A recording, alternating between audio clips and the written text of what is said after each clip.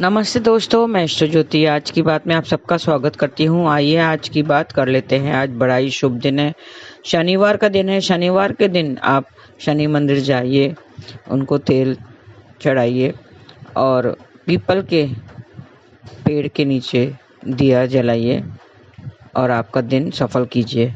मैं वास्तु से शुरू करती हूँ। आज की खास बात ले लेंगे, फिर कृष्ण कथा में थोड़ी सी ज्ञान की बातें करेंगे, तो अंत तक बने रहेंगे तो लाभ होगा। वास्तु की बात कर लेते हैं कि मिट्टी की गमले कहाँ रखे जाते हैं। मिट्टी की चीज़ कल मैंने बताया था, मिट्टी का घड़ा रखना शुभ होता है उत्तर दिशा में। आगे हम और चर्चा कर रहे हैं। मिट्टी का शो पीस या गमला उत्तर पूर्व में रखना चाहिए। उत्तर पूर्व दिशा का संबंध पृथ्वी तत्व से है। इस दिशा में मिट्टी की चीज़ें शुभ फल देती हैं। तो ये थी वास्तु की बातें। अब योग और तिथि की बात कर लेते हैं। आज अश्विन कृष्ण पक्ष की एकादशी तिथि दोपहर 2:50 तक है। आज के दिन इंदिरा एकादशी का व्रत करने का विधान है। इस एकादशी की खास बात यह है कि यह पितृपक्ष में आती है, तो इसका महत्व और बढ़ जाता है। आज का व्रत और दान पूर्वजों को कर्मों से मुक्त करके मोक्ष देता है।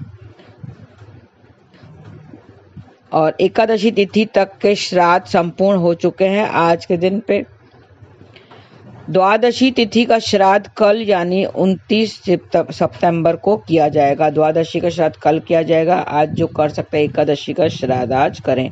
आज रात 11:50 तक सिद्ध योग रहेगा। सिद्ध योग भी शुभ योग है।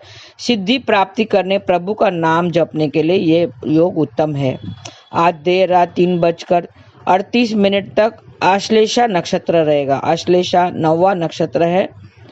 कुंडली मारकर बैठा हुआ सांप इसका प्रतीक है। नाग देवताओं को आश्लेषा नक्षत्र का अधिपति देवता माना जाता है।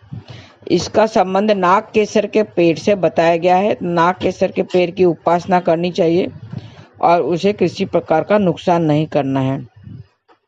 आइए आज थोड़े से हम उपाय भी जान लेते हैं। आज एकादशी तिथि है, इसकी कथा भी मैं बताऊंगी। कृष्ण कथा में इसकी कथा बताऊंगी। और कल का जो छूटा हुआ है, कल की कथा जो मैं बता रही थी, कल एक कथा बता रही थी, दृष्टांत पेश किया था, जिसका आज समापन करेंगे। आज बताऊंगी उसका क्या हुआ। आज तुलसी के पौधे को प्रणाम कीजिए। दाम्पत्य जीवन खुशहाल बनाने के लिए तुलसी के पौधे को प्रणाम कीजिए। आज विष्णु जी के सामने घी का दीपक भी जलाएं तो बिजनेस में मुनाफा होगा। भगवान को बेसन के लड्डू का भोग लगाएं। आज विष्णु जी के सामने घी का दीपक जलाने से बिजनेस में मुनाफा होगा। विष्णु भगवान को प्रणाम करें। ओम नमो भगवते नारायणाय का जाप करना है तो मनपसंद जीवन साथी भी मिल जाएगा। भगवान को सफेद पुष्प अर्पित करें। आज स्नान आदि के बाद पीले रंग के वस्त्र पहने तो आर्थिक पक्ष मजबूत होगा। पीले रंग के वस्त्र पहनने हैं आज।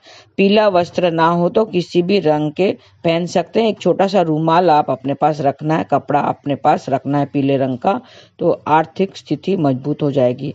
दक्षिणावर्ती शंख में जल भरकर पूजा में रखें और फिर पूजा के बाद गंगा जल को प्रसाद के रूप में ले लें तो सारी इच्छाएं पूरी हो जाएंगी।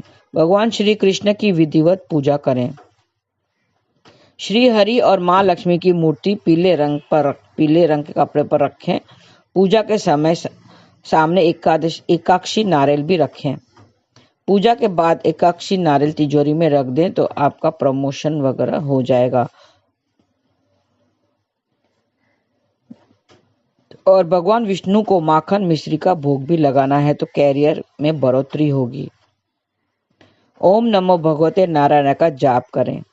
आज विष्णु को पानी वाला नारियल अर्पित करें। श्री विष्णु को पानी वाला नारियल अर्पित करने से परीक्षा की तैयारी जो कर रहे हैं उसमें सफलता मिलेगी। 20 मिनट बाद नारियल को वहां से उठा लें और उनकी गिरी निकालकर परिवार के सब सदस्यों को बांट दें। श्री विष्णु मंदिर में शहद की शीशी दान करने से रिश्ते बेहतर होंगे। भगवान के आगे घी का दीपक भी जलाएं। ओम नमो भगवते नारायणाय का 11 बार जाप करें। श्री हरि का नाम लेकर एक साबुत हल्दी पीसें और हल्दी का टीका बच्चे के माथे और गर्दन पर लगाएं तो उनकी तबीयत सुधर जाएगी। पीले फूलों की माला विष्णु जी को अर्पित मंदिर में चढ़ाएं। भगवान को चंदन का तिलक भी लगाएं। पारिवारिक जीवन में खुशहाली छाएगी। और विष्णु भगवान को प्रणाम करें और मंत्र जाप करें, ओम नमो भगवते नारायणाय। ऐसा आपको मंत्र जाप करना है पूरा दिन। आज तुलसी माँ को प्रणाम करना है, तुलसी माता को प्रणाम करना है और फिर दिन व्यतीत कीजिए। तो ये थी आज की खास बात। अब हम कृष्ण कथा में हम उसकी कथा सुन लेते हैं। कथा के बगैर व्रत अधूरा माना जाता है। इसके लिए आइए कृष्ण कथा में इंदिरा एकादशी के बारे में हम जान लेते हैं। इंदिरा एकादशी का व्रत अश्विन मास की कृष्ण पक्ष की एकादशी तिथि के दिन रखा जाता है। इस व्रत का विशेष महत्व है क्योंकि ये पितृ पक्ष में आती है, इसके लिए पितृ एकादशी भी कहा जाता है।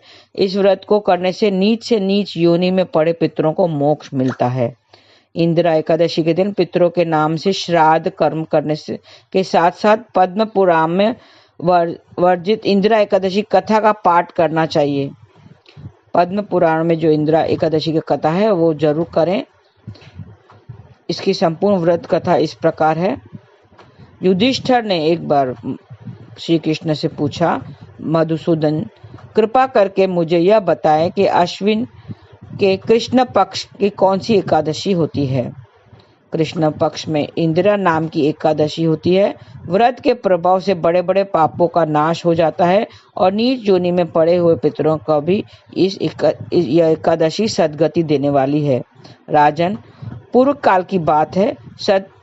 सत्य युग में इंद्रसेन नाम के विख्यात राजकुमार थे जो अब महेशमतीपुरी के राजा होकर धर्मपूर्वक प्रजा का पालन करते थे। उनका यश सब ओर फैल चुका था। राजा इंद्रसेन भगवान विष्णु की भक्ति में तत्पर हो गोविंद के मोक्षदायक नामों का जाप करते हुए समय व्यतीत करते थे और विधि पूर्वक आध्यात्मिक तत्व के चिंतन में लीन रहते थे। एक दिन राजा राजसभा में सुखपूर्वक बैठे हुए थे। इतने में देवऋषि नारद आकाश से उतरकर वहां आ पहुंचे। उन्हें आए देख राजा हाथ जोड़कर खड़े हो गए और विधि पूर्वक पूजन करके उनके आसन पर बिठाया। इसके बाद वे इस प्रकार बोले, मुनि श्रेष्ठ, आपकी कृपा से मेरी सर्वदा कुशल है। आज आपके दर्शन से मेरे संपूर्ण यज्ञ क्रियाएं सफल हो गई। देवऋषि अपने आगमन का कारण बताकर मुझ पर कृपा करें। नारद जी ने कहा, नृपश्रेष्ठ सुनो, मेरी बात तुम्हें आश्चर्य में डालने वाली है। मैं ब्रह्मलोक से यमलोक में आया था। वहां एक श्रेष्ठ आसन पर बैठा और यमराज ने मेरी भक्ति पूर्वक पूजा की। उस समय यमराज की सभा में मैंने तुम्हारे पिता को भी देखा था। वे व्रत भंग के दोष से वहां आए थे। राजन, उन्होंने तुमसे कहने के लिए एक संदेश दिया है, उसे सुनो। उन्होंने कहा है, बेटा, मुझे इंदिरा के व्रत का पुण्य देकर स्वर्ग में भेजो। उनका यह संदेश लेकर मैं तुम्हारे पास आया हूँ। राजन, अपने पिता को स्वर्ग लोक की प्राप्ति कराने के लिए इंदिरा का व्रत करो। राजन ने पूछा, भगवान कृपा करके इंदिरा का व्रत बताइए। किस पक्ष में, किस तिथि को और किस विधि से उसका व्रत करना चाहिए। नारद जी ने कहा, राजेंद्र सुनो, मैं तुम्हें इस व्रत की शुभ कारक विधि बतलाता हूँ। अश्विन मास के कृष्ण पक्ष में दशमी के उत्तम दिन पर श्रद्धा युक्त चित्त से प्रातः काल स्नान करें, फिर माध्याह्न काल में खान करके एकाचित्त हो एक समय भोजन करें तथा रात्रि में भूमि पर सोएं। रात्रि में अंत में निर्मल प्रभात होने पर एकादशी के दिन दातुन करके मुंह धोएं। इसके बाद भक्ति पूर्वक से मंत्र पढ़ते हुए उपवास का नियम ग्रहण करें। इस प्रकार नियम करके मध्याह्न काल में पितरों की प्रसन्नता के लिए शामग्राम शिला के सम्मुख विधि पूर्वक श्राद्ध करें तथा दक्षिणा से ब्राह्मणों का सत्कार करके उन्हें भोजन करावें। पितरों को दिए हुए अत्रमय पिंडों को सूंघकर विद्वान पुरुष गाय को खिला दें। फिर धूप और गंध आदि से भगवान ऋषिकेश का पूजन करके रात्रि में उसमें समीप जागरण करें। तत्पश्चात सवेरे होकर द्वादशी के दिन पुनः भक्ति पूर्वक श्री हरि के पूजन करें। उसके बाद ब्राह्मणों को भोजन कराकर भाई बंधु, नाती और पुत्र आदि के साथ स्वयं मौन होकर भोजन करें। राजन, इस विधि से आलस्य रहित होकर तुम इंदिरा का व्रत करो। इससे तुम्हारे पितृ भगवान विष्णु के वैकुंठ धाम में चले जाएंगे। भगवान श्री कृष्ण कहते हैं, राजन, राजा इंद्रसेन ने ऐसा कहकर देवऋषि नारद अंतर्ध्यान हो गए। राजा ने उनकी बताई हुई विधि से अंतपुर की रानियों, पुत्रों और भ्रातों सहित उस उत्तम व्रत का अनुष्ठान किया। कुंती नंदन, व्रत पूर्ण होने पर आकाश से फूलों की वर्षा होने लगी। इंद्रसेन के पिता गरुड़ पर आरूढ़ होकर श्री विष्णु धाम को चले गए और राज श्री इंद्रसेन भी अष्टक राज्य का उपभोग करके अपने पुत्रों को राज्य पर बिठाकर स्वयं स्वर्गलोक को गए। इस प्रकार मैंने तुम्हारे सामने इंदिरा व्रत के महात्म का वर्णन किया है। इसको पढ़ने और सुनने से मनुष्य सब पापों से मुक्त हो जाते हैं। बोलो श्री विष्णु भगवान की जय। ये थी एकादशी की कथा। एकादशी, आज इंदिरा एकादशी का महात्म मैंने बताया। इससे, यह व्रत रखने से और कथा सुनने से आपके पितरों को मोक्ष की प्राप्ति होती है। तो आप भी व्रत रखिए और पितरों के निमित्त आज श्राद्ध, अगर एकादशी का श्राद्ध आज करें। और पितरों को अगर कहीं भी अटके हुए हैं या हम लोग में अटके हुए हैं तो उनको मुक्ति आज दिलाएं। आप कथा सुने और पाठ करें, व्रत रखें और दान पुण्य भी करना चाहिए। ब्राह्मणों को श्रद्धापूर्वक खिलाएं और उपवास करके आप श्राद्ध भी करें। तो इससे आपके पितरों का तो भला होगा, आपका भी भला होगा। तो ये थी आज की कथा। अब कल की जो मैंने अधूरी छोड़ी थी उसे हम संपूर्ण कर लेते हैं। कल मैंने एक दृष्टांत पेश किया था कि एक महात्मा स्वर्ग लोक गए। वहाँ उन्हें एक दुखी व्यक्ति मिला जिसने बताया कि उसके जो कुल में एक ऐसा संतान का जन्म हुआ है जो बुरे कर्म करने वाले हैं, तो इसके लिए वो दुखी था। इसके बाद इस पितृलोक में गीता पढ़ते हैं, भागवत पुराण का पाठ करवाते हैं ताकि सारे हमारे पूर्वज दुखी ना हो, उन्हें संतुष्टि मिले और उनका भला हो और अपना भी भला हो जाता है। आगे कहते हैं कि वो महात्मा सशरीर नरक को गए और वहां देखा कि लोग वहां यातनाएं भोग रहे हैं, दुख भोग रहे हैं, क्योंकि नरक में सब दुख भोगने के लिए जाते हैं। पर एक व्यक्ति बड़ा प्रसन्न था। महात्मा ने पूछा, भाई ये तो नरक है, नरक में तो कोई खुश नहीं रहता है, हो सकता है तुम इतने खुश क्यों लग रहे हो? तुम्हारी खुशी का क्या राज है, ये मुझे बताओ।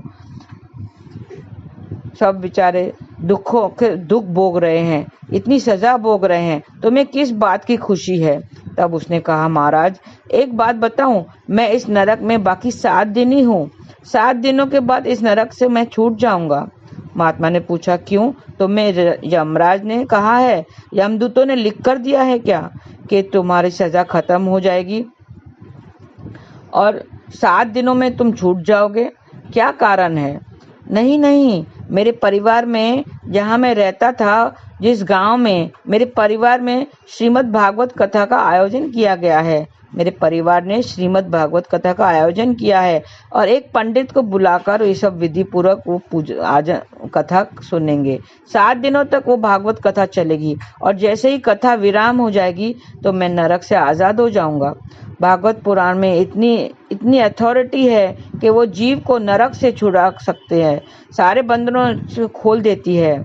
हाँ, भागवत पुराण में इतनी शक्ति है। आप हरि नाम की ताकत को जानो, आप भी भजन कीजिए, आपको इतना पुण्य मिलेगा। हरे कृष्ण कृष्ण कृष्ण हरे हरे, हरे राम राम राम हरे हरे। ये तो वो महामंत्र है जो हमें सदा जपना चाहिए। वो सब अपने बंधनों से छुटकारा दिलाएगी। आप भी इस मंत्र का जाप करो, हमारा भला होगा और हमारी भी सद्गति होगी। जो जीव ये भगवान का नाम लेता है वो ईश्वर की कृपा होती है, उस पर ईश्वर की कृपा होती है, उस गुरु की कृपा होती है। हाँ, जो ये नाम ले सकता है ना, वैसे देखो हम बड़े बुजुर्गों का नाम नहीं लेते हैं, हम माता पिताओं का नाम नहीं लेते हैं, चाचा चाची का कभी नाम लिया है? मुझे तो अपने चाचाओं के नाम भी नहीं याद थे। चाचा चाची या किसी का माँ बाप का भी नाम नहीं लेते हैं, लेकिन प्रभु ने हम पर इतनी कृपा की है कि अपने नाम लेने की हमें अनुमति दी है। हम कृष्ण का नाम ले सकते हैं, और उसने इतना भी कहा है कि नाम लेने से ही हमारी सद्गति होगी, हमारी मुक्ति होगी। तो उन्होंने हमें नाम लेना, ये नाम हम ईश्वर कृपा से ही ले सकते हैं, गुरु कृपा से ही ले सकते हैं। उसी की कृपा ही है जो हम नाम जप सकते हैं, वरना हमारी जीवा में इतना नाम जपने का योग्य नहीं है। हमारी जीवा ये नाम जपने के योग्य नहीं है। ये तो सिर्फ हरि की कृपा है। आप बोलो मेरे पर भगवान की कृपा है, आप ऐसा बोलते रहना है, मेरे पर भगवान की कृपा है। जो ये ही कृपा है आज आप नाम जप रहे हो, संसार के सारे बंद छूटने का भगवान का ये मार्ग दिया है। संसार से छूटने का भगवान ने ये मार्ग दिया है, बड़ा सरल मार्ग है। नाम जपते रहना है। निकलो इस संसार से, बाहर निकलो। इस संसार में क्या रखा है, अंत में दुख ही प्राप्त होती है, क्योंकि दुखालयम अशाश्वतम, ऐसा श्री कृष्ण ने कहा है कि ये संसार दुखों का सागर है। उस दुखों में ही कितना भी सुख के पीछे भागो, लेकिन अंत में दुख ही हाथ आता है। हरि का जो भी हरि नाम जपता है वो इन सब से छूट जाता है, फिर ये जन्म मृत्यु के चक्कर से छूट जाता है। आपको मैंने कल भी बताया था, वो 14 लोकों में आप कहीं भी जाओ, चाहे स्वर्ग में जाओ, नरक में जाओ, इन 14 लोक हैं। पाताल लोक से ब्रह्म लोक तक 14 लोक हैं। वो कहीं भी जाएंगे तो आपको वापस पृथ्वी लोक पर आना ही होगा, वापस जन्म लेना ही होगा, और फिर वापस मृत्यु होगी। जो जन्मा है वो तो मरेगा ही। तो इसलिए आप अगर मुक्ति पाना है तो हमें नाम जप करना चाहिए। चाहे स्वर्ग में रहो या नरक में, आपको वापस से अपना जो कर्म भोग कर हमें वापस आना ही है। इतना याद रखना कि कर्म तो हमें ही भोगना है, हमें ही भोगना है। लेकिन हमने जो संतान को जन्म दिया है, वो अगर बहुत इतने बुरे कर्म कर रहे हैं तो उसका कहीं ना कहीं हम पर भी जरूर असर पड़ता है, हम पर प्रभाव जरूर पड़ता है, और फिर उनके ही वजह से हम नरक में या तो यमलोक में जाकर बैठ जाते हैं। फिर हमें मुक्ति के लिए हमें प्रार्थना करनी पड़ती है। तो इसके लिए आप नाम जाप करते रहिए, ताकि मरने के बाद कोई हो ना हो नाम जाप करने वाला, भागवत पुराण पढ़ने वाला, लेकिन आप जीते जी भागवत की कथा सुनो। भागवत पुराण, भगवत गीता और भागवत पुराण करने से आपको अभी मोक्ष मिल जाएगा। तो आप जीते जी करो, मरने के बाद किसने देखा है। बस आज के लिए इतना ही। धन्यवाद। आपका दिन शुभ रहे। हरे कृष्ण।